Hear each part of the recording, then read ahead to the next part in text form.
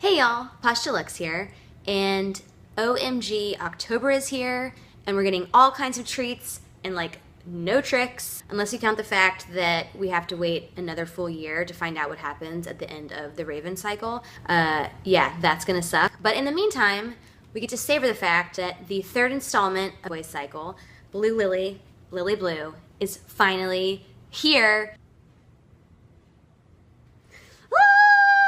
It's finally here, guys. It's finally here. I have to admit to you guys, I have already read most of it because I couldn't help myself.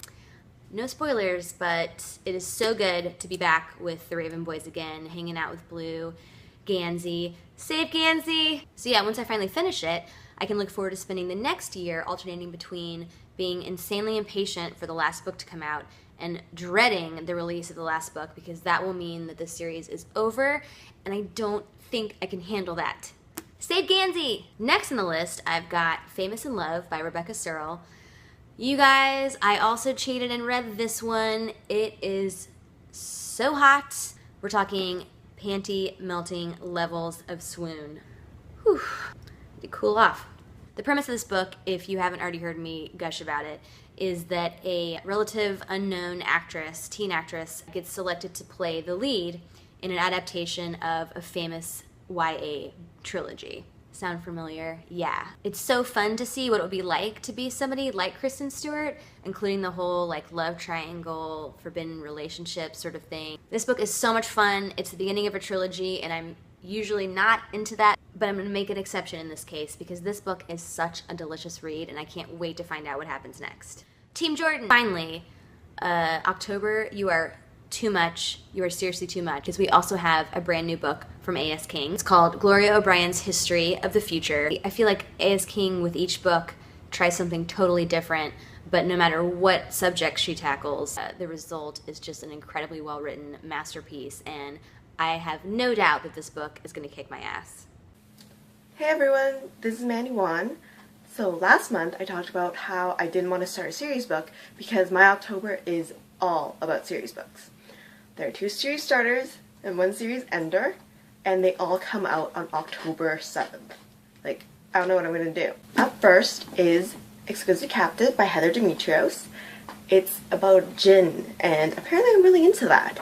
I really enjoyed Heather's debut, Something Real, but that was contemporary, so I'm interested to see what she's going to do with this. Next I have The Young Elites by Marie Lu.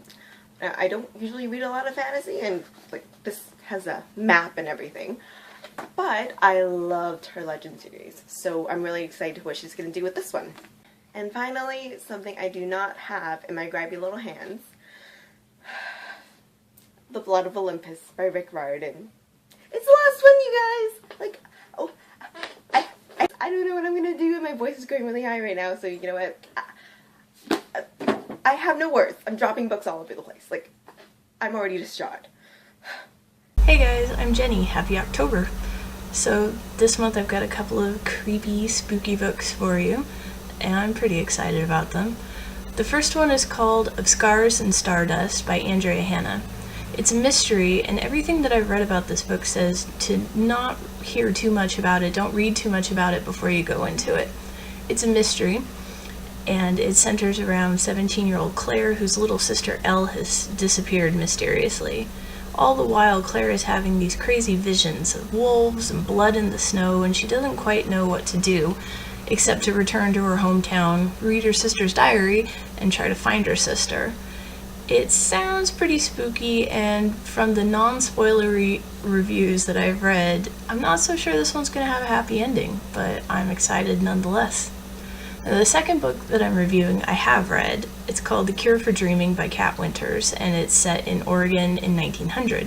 The main character, Olivia, is a suffragist, and her father is not happy about this. He believes that women's place is in the home, preferably in the kitchen, and incubating babies because that's what women were born to do. They certainly couldn't have opinions. So his solution to this, which is great parenting in my opinion, is to hire a hypnotist to take the fight right out of his daughter and her opinions and everything else. So He's a sexy hypnotist, because of course he is. And instead of doing exactly what her father wants him to do, he actually gives her some sort of vision so she can see what people look like.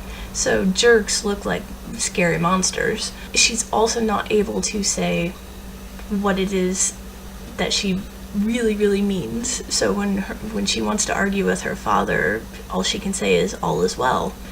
Yeah. So this book has a lot of great stuff. It's got feminism, it's got history, historical fiction is a huge favorite of mine. It's got a sexy hypnotist, which is new and different in my opinion, and it's got some period photos and art. It's pretty good. I think you'll enjoy it. So I can't wait to tell you more about both of these books. Cheers! Hi guys, Mandy C here with my October TBR picks. My first pick is The Spirit Glass Charade by Colleen Gleason, or Charade if you're not fancy.